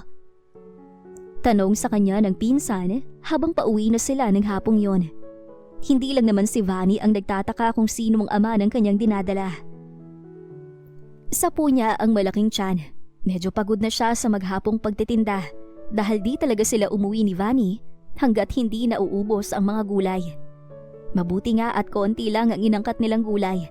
Tama lang sa maghapon. Ewan ko kung nasa na yun. Naghiwalay kaming hindi nakapag-usap ng maayos. Naging mabilis ang mga nangyari sa amin. 1 buwan lang kami nang matuklasan kong ikakasal na siya sa iba. Wika niya.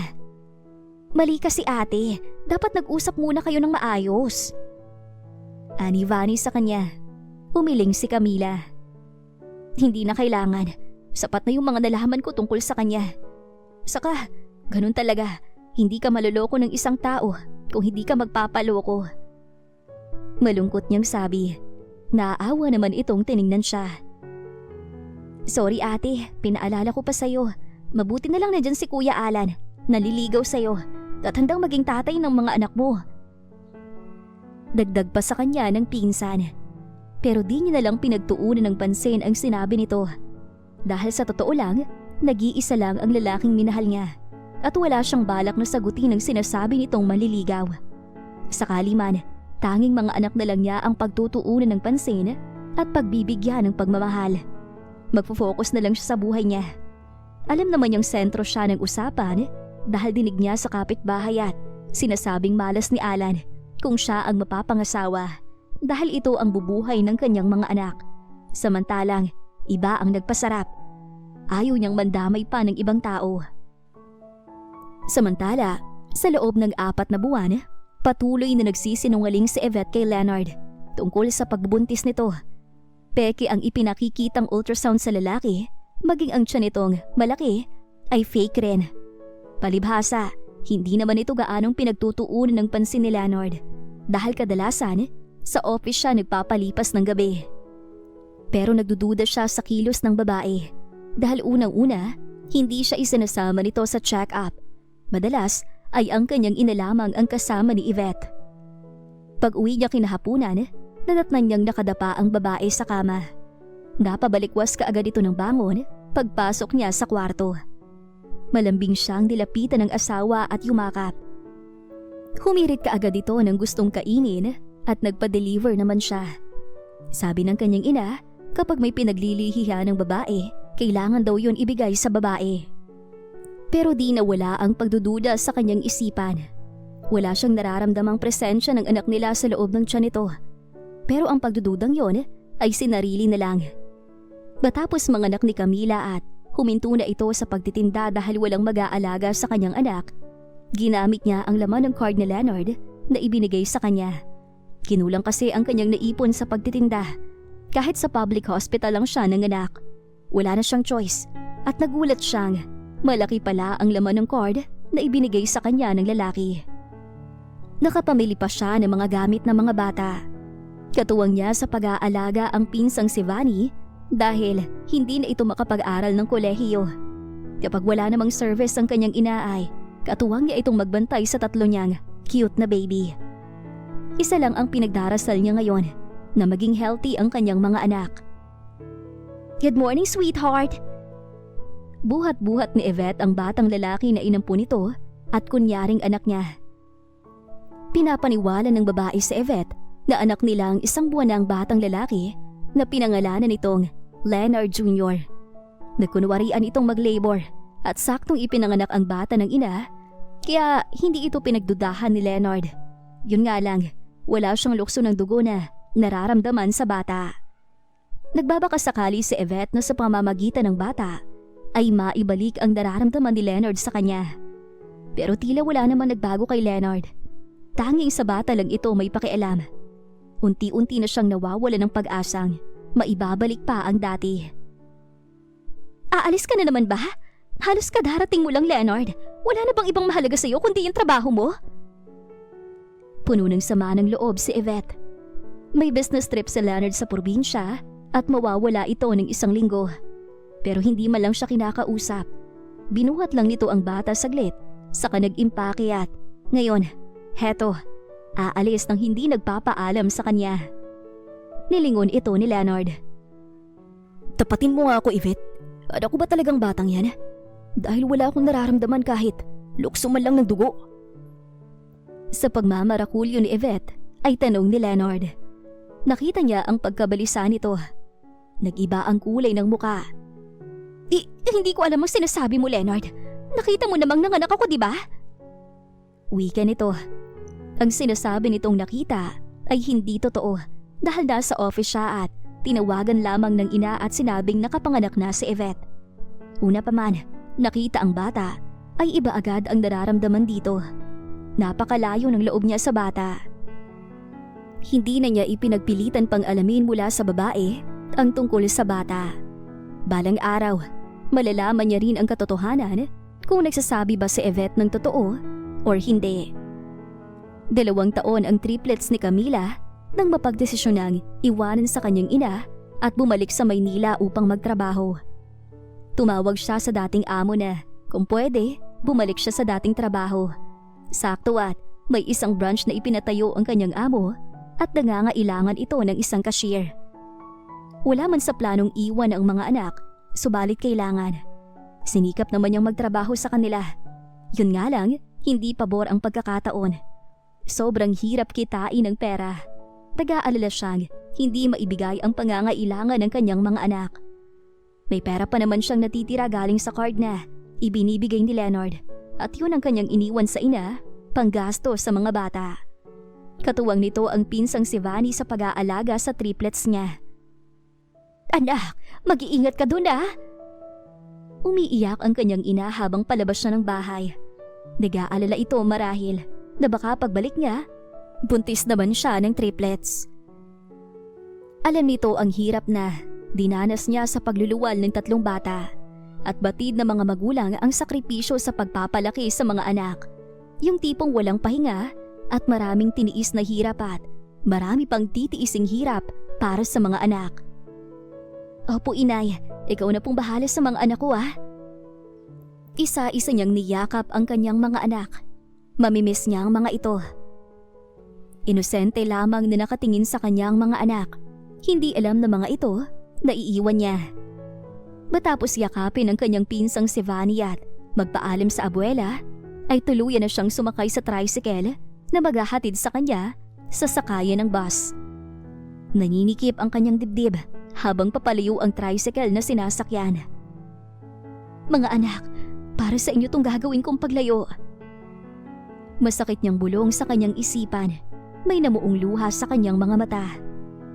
Alam niyang ito lamang ang tanging paraan upang maibigay lahat ng pangangailangan ng kanyang mga anak. Salamat naman at bumalik ka, Camila. Isa ka sa pinagkakatiwalaan ko. Salubong sa kanya ng among babae. Dito siya tumuloy sa bahay nito mismo. Nagdesisyon siyang magstay-in na lang para hindi na siya gumastos pa sa tirahan. Walang nakakaalam sino man sa mga kasama niya sa trabaho ang rason kung bakit siya umalis dati. Tanging rason niya lang ay pinauwi siya ng ina upang magbantay sa kanyang lola. Wala namang nagbago sa sarili na tila ba hindi siya nagluwal ng anak. Mas lalo pa yatang naging balingkinita ng kanyang katawan. Salamat po ma'am sa muling pagtanggap sa akin. Wika niya sa dating amo. Marami itong ibinilin sa kanya. 3 silang na-assign sa kabilang branch ng kantin. 2 crew na sina Daisy at Marina na naging kaibigan niya sa dating pwesto. At ang mag-handle sa pangalawang branch ay ang anak nitong si Sir Kian at ito pang naghatid sa kanilang 3. Sa kotse ni Sir Kian sila sumakay kasamang asawa ng amo at ang malaki ng anak ng mag-asawa na si Kenken. Pagdating nila sa malawak na kantin, bumungad sa kanyang paningin ang malaking pangalan ng kantin. Ang Crave Corner. Mistula iyong fast food chain.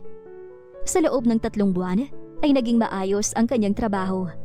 Saka siya nagpadala sa ina. Bumili din siya ng cellphone para sa ina dahil nais niyang makausap parati ang kanyang ina at makumusta ang mga anak. Sa unang pagkakataon sa loob ng 3 buwan, saka pa niya nakausap ang ina. At sa wakas, Nakita niya na ang kanyang mga anak. Di niya mapigilan ang pagpatak ng kanyang mga luha. Ano? Seryoso? Yung cute na triplets? As in, anak mo? Tanong ni Marie sa kanya. Hindi niya na naitago pa ang totoo dahil magkasama silang tatlo sa iisang kwarto bilang stay-in. Kaya nakita nito ang kanyang triplets. Aliw na aliw pa sina Marie at Daisy sa triplets dahil ang daldal na mga ito kahit na nagkakandabulol pa. Matagal ang kanilang pag-uusap kaya kahit papaano nabawasan ang pagkamis niya sa tatlong anak. Samantala, si Leonard ay nasa office sa pagkakataong iyon at hawak ang DNA result nila ni Leonard Jr. At negative ang result. Hindi sila nagmatch ng dugo, which means hindi niya anak ang bata. Ngayon niya napatunayan ang pagdududa sa bata at kay Yvette. Matinding galit ang naramdaman ni Leonard para kay Yvette at sa mga taong nakapaligid sa kanya dahil sa panloloko ng mga ito sa kanya. Magbabayad ang mga ito sa kanya. Pagsisisihan ng mga ito ang panloloko sa kanya. At sa araw ding yon, nag-file siya ng divorce nila ni Yvette. Makikipaghiwalay na siya rito. Nang iabot ni Leonard kay Yvette ang DNA test result, ay namilog ang mga mata nito. Namutla at napatingin sa kanya. Leonard, I'm sorry. Nanginig ang boses nito. Sa huli ay umiyak sa kanyang harapan bilang pag-amin sa nagawa nitong kasalanan sa kanya. Bakit, Yvette?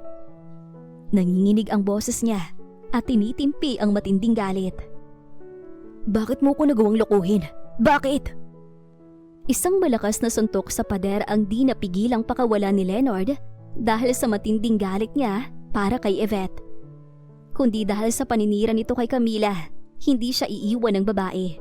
Ito ang rason kung bakit sila naghiwalay. Napasigaw ang babae sa takot dahil sa kanyang ginawa.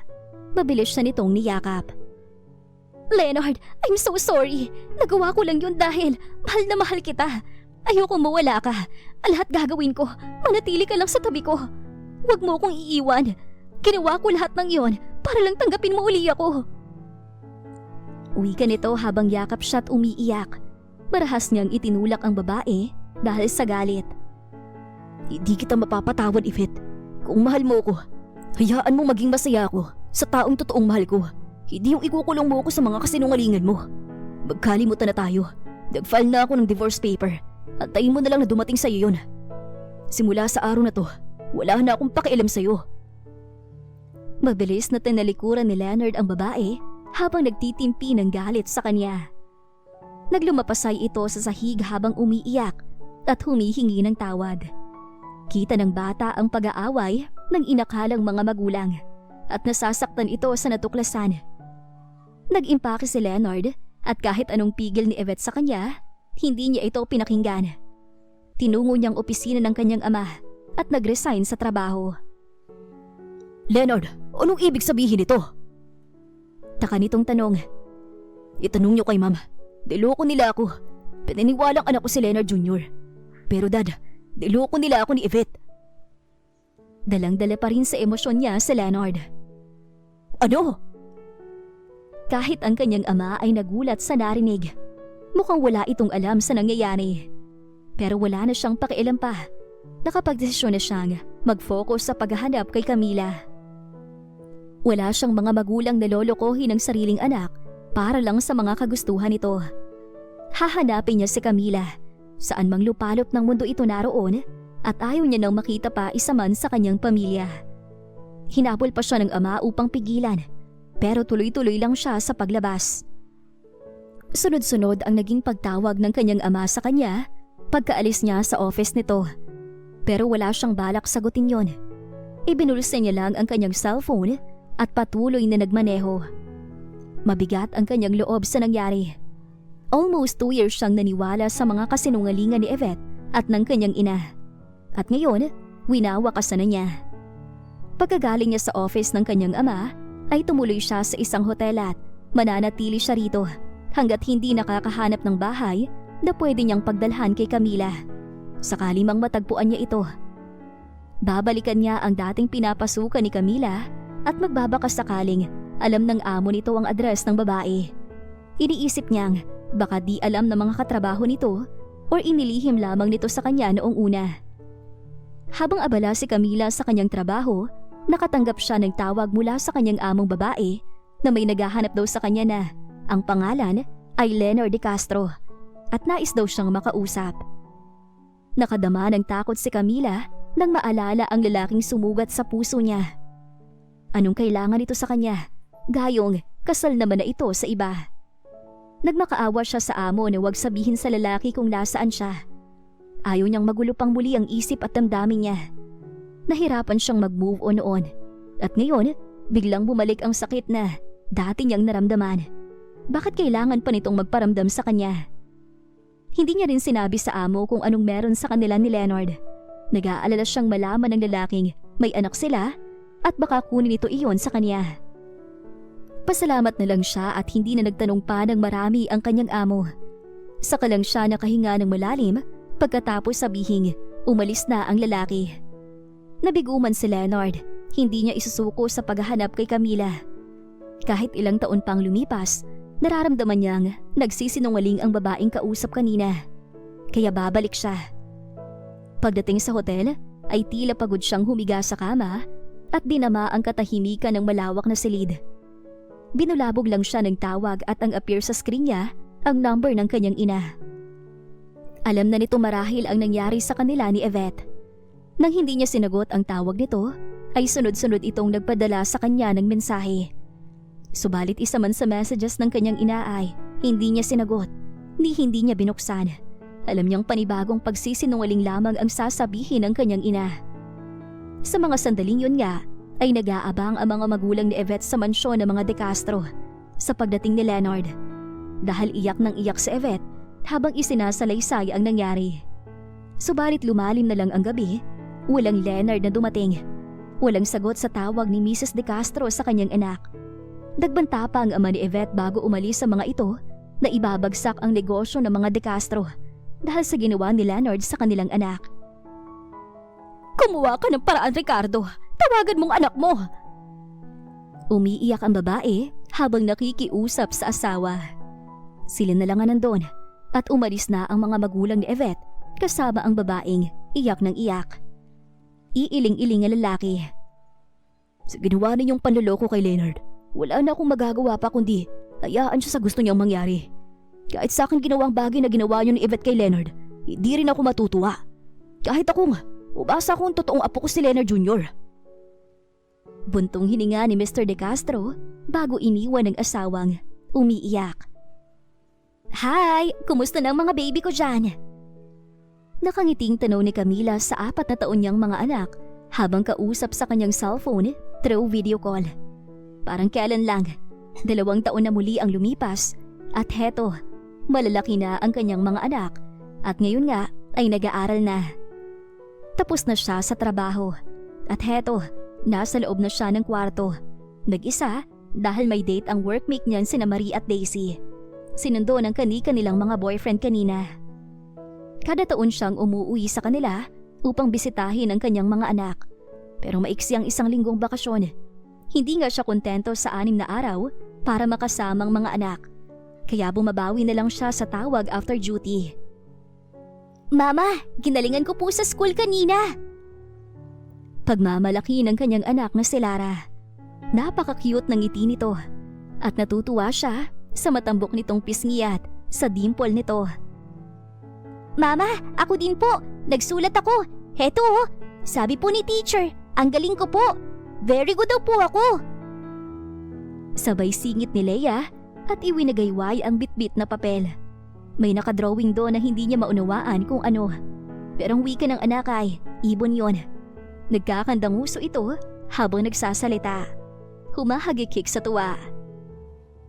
Di na nga nakasingit ang kanyang ina na nasa likod ng mga apo at pangiti-ngiti na lang dahil napakadaming gustong sabihin ng tatlo.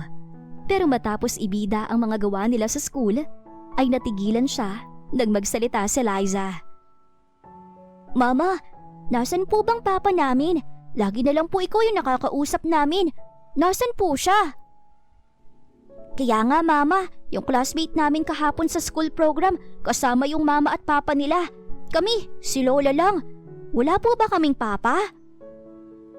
Sumigunda si Leia at Lara na ikinatigil tila ng pagpatak ng oras niya dahil natulala siya.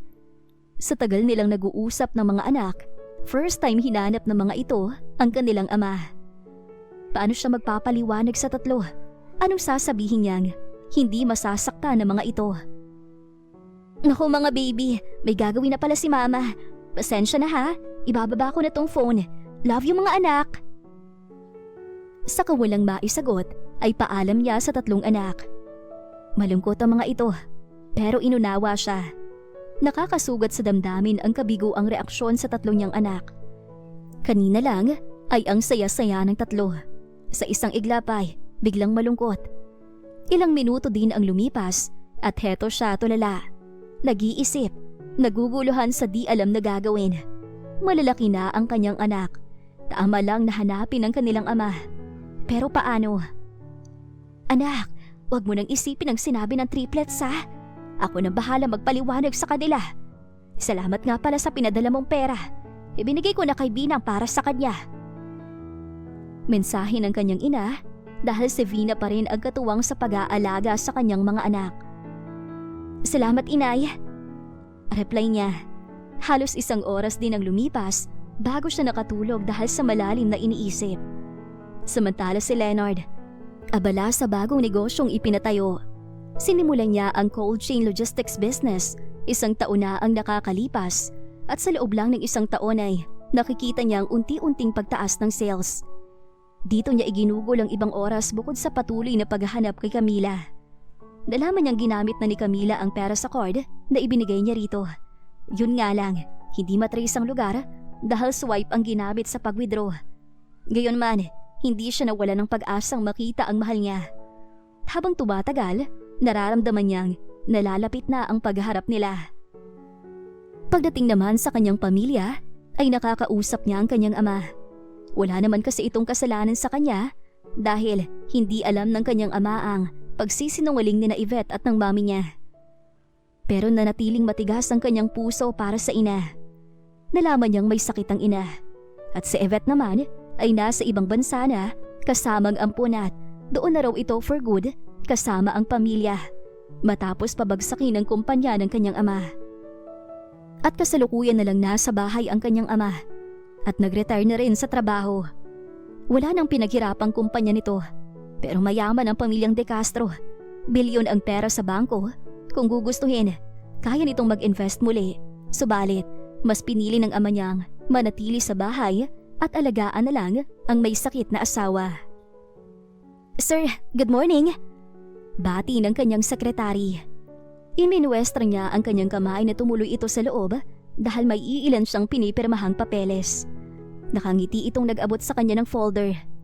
Mula yun sa target clients nila, ang SM Supermarkets, Robinsons at Pure Gold. Pinirmahan na nito ang long-term contract kaya sila na ang magsusupply ng produkto dito. Napangiti si Leonard dahil sa karagdagang customer this year. Thank you. Tinanguan niya ang sekretarya saka ito nagpaalam sa kanyang lalabas na. Walang kaalam-alam si Leonard na yun na pala ang way upang magkita silang dalawa.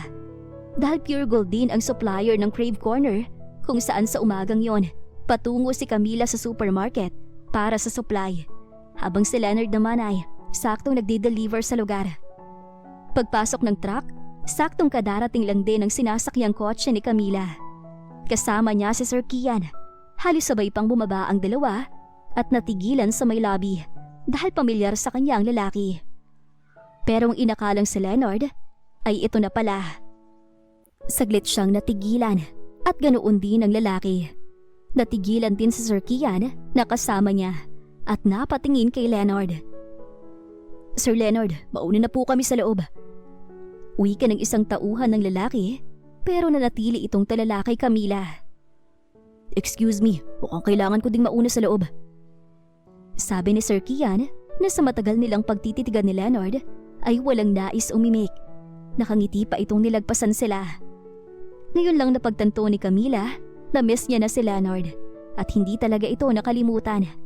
Si Leonard pa rin ang kaisa-isa nitong minahal. Camila. Nang makabawi sa gulat, ay nilapitan ito ni Leonard at niyakap.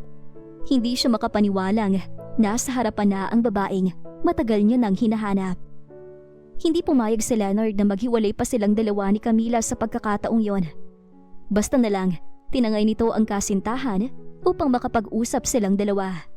Para kay Leonard, kasintahan niya pa din si Camila dahil hindi naman siya nakipaghiwalay dito. Ipinagpaalam agad ni Leonard kay Kian si Camila dahil marami silang dapat pag-usapan at naunawaan naman iyon ng lalaki. Leonard, kaninong bahay na to? Bakit mo ako dinala dito? Habang papasok sila sa loob ng isang bahay, ay tanong ni Camila. Dito tayo titira at magsasama habang buhay. Masuyong sabi ni Leonard kay Camila. Nag-init ang mga mata ni Camila sa narinig. Paano nasasabi yun ni Leonard sa kanya? Pakiramdam niya, muli na naman siyang umaasa. Leonard, kaya ako lumayo dahil niloko mo ko. Magpapaliwanag ako, Camila. Putol ni Leonard sa iba pang nais sabihin ng babae. May namuong luha sa mga ito.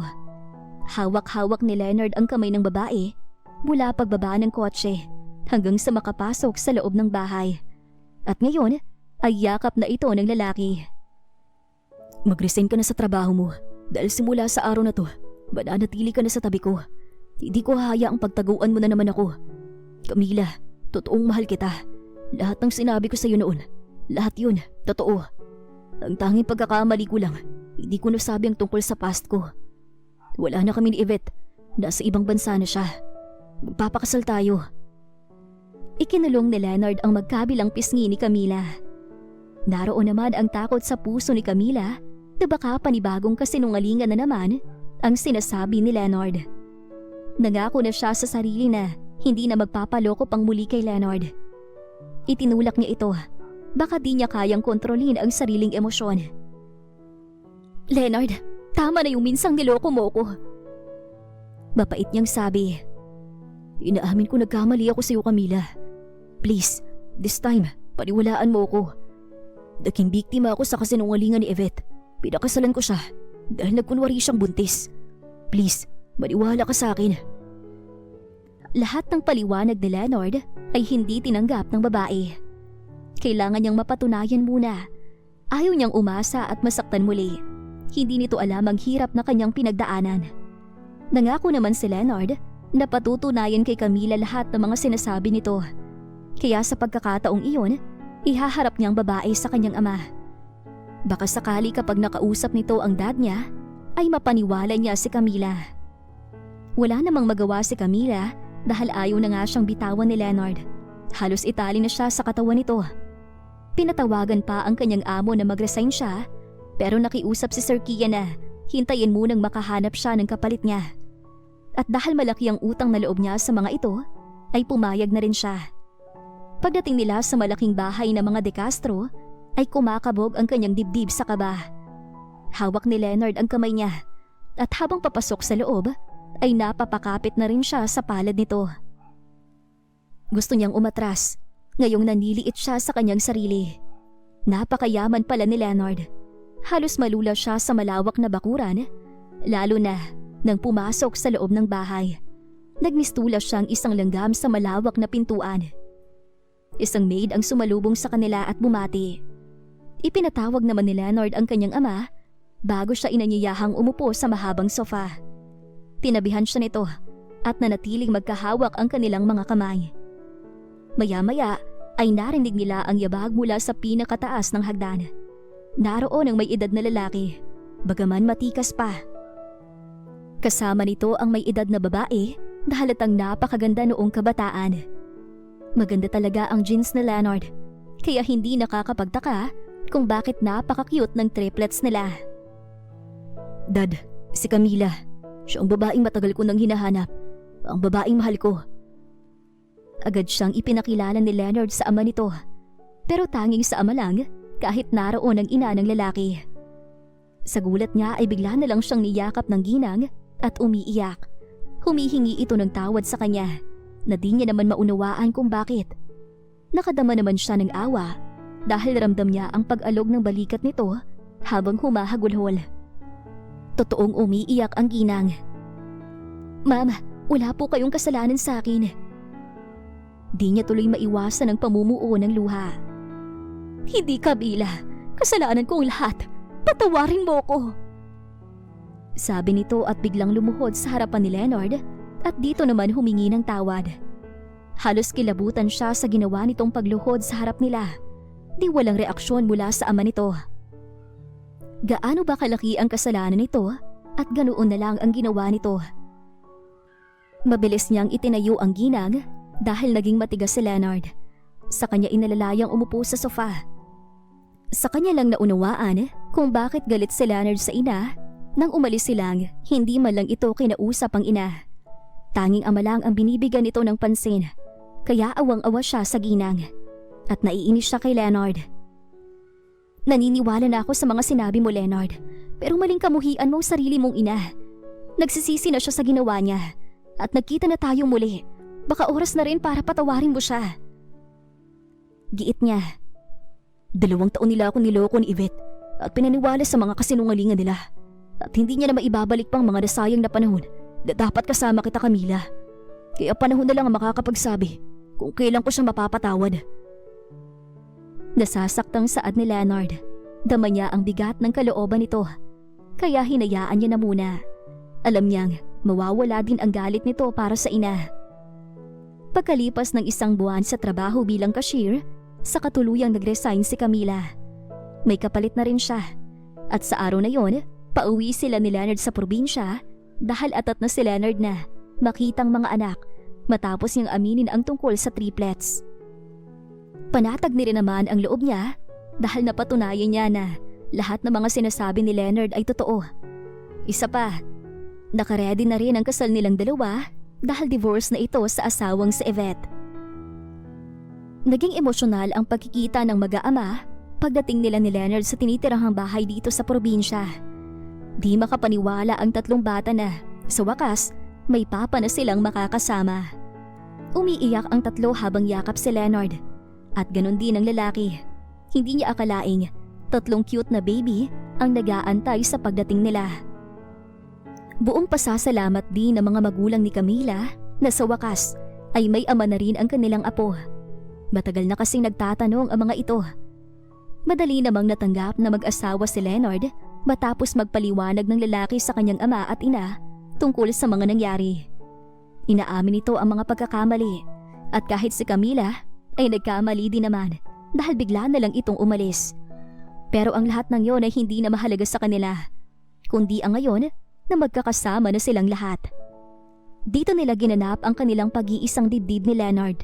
Sa kagustuhan na rin nilang mag-asawa. Simple lang ang kasal nilang dalawa.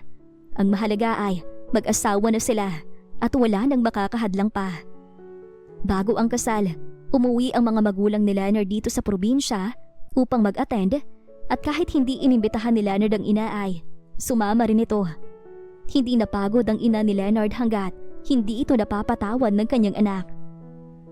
Bumuhos ang luha ng ginang pagkakita nito sa 3 napaka-cute na apo. Wala kasi itong alam na nagkaanak pala sila ni Leonard. Balae, pasensya na kayo sa bahay namin ha. Maliit at walang aircon. Hinging paumanhin ng kanyang ina sa mag-asawa pero abala ang mga ito sa 3 apo. Wala naman itong pakialam kung maliit ang kanilang bahay.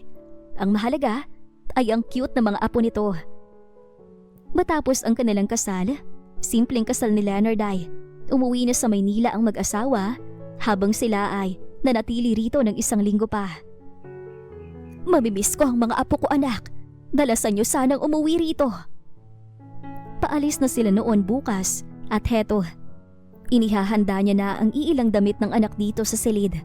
Kausap naman ng kanyang ama si Leonard sa labas at naroon din ang kanyang mga anak. Huwag ho kayong malungkot, inay. Dadalawin namin kayong madalas dito ni na Lola at Itay. Saka, tanggapin niyo ho ito. Iniabot niya ang perang ipinabibigay ni Leonard para sa kanyang mga magulang. Panggastos ng mga ito. Salamat, anak. Naiiyak na niyakap siya nito ng mahigpit. Kinabukasan, ready na rin ang pinsang si Vanny dahil kasama ito sa pagluwas nila sa Maynila. Pag-aaralin nila ito ni Leonard ng college, kaya tuwang-tuwa ang dalagita dahil pangarap talaga nito iyon. Umiiyak naman ang kanyang lola dahil mamiss nito ang mga apo sa tuhod at sabi pa nga ay baka hindi na ito makita pang muli iyon. Pero nangako silang mag-asawa na uuwi kapag may pagkakataon. Saka lang ito huminto sa pag-iyak. Ang triplets naman ay umakap lang sa lolo at lola, saka excited na sumakay sa kotse. Habang sila ni Leonard, walang katapusan sa pagpapaalam sa mga ito hanggang sa tuluyan na silang nakaalis. Sa loob ng mahabang panahong pagtitiis ni Camila, sa wakas, heto at buo na ang kanilang pamilya at masaya. Yun bang kaligayahang wala na siyang mahihiling pa. At dito na po nagwawakas ang kwentong pag-ibig ni Leonard at Camila. Wakas.